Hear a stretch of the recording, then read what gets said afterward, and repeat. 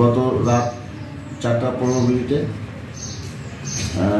Mobile ফোনের সংবাদ পাই যে একজন কষ্টি পাথর বিষ্ণুমূর্তি পাওয়া গিয়েছে 5 নং সাতোয়াল ইউনিয়নের অন্তর্গত সাতোয়াল মধ্যস্থ মোহাম্মদ জাহাঙ্গীর আলম, পিতা মৃত্যু আনসার আলী, স্বামী যশোরপাড়া এর মাঠের ভিতর পুকুরের দক্ষিণ পূর্ব অংশে পানির মধ্য হইতে এই বিষ্ণুমূর্তিটি উদ্ধার করা হয়। আমরা বিষ্ণুমূর্তির জব্দ তালিকা এবং সাক্ষীদের উপস্থিতিতে জব্দ করি,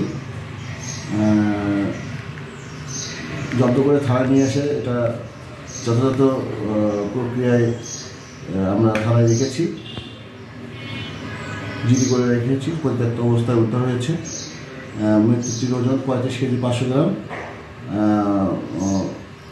আসলে পরীক্ষা করা হয়নি ওইভাবে, পরীক্ষা মনে করা হচ্ছে যে কষ্টি পাথর, মনে হচ্ছে কষ্টি পাথর বিষ্ণুমূর্তি।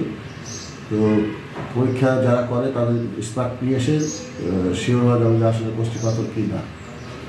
আর কোনো লোক পাওয়া যায়নি। রাতের বেলা মানুষের সংবাদের ভিত্তিতে আমরা এটা উদ্ধার করেছি।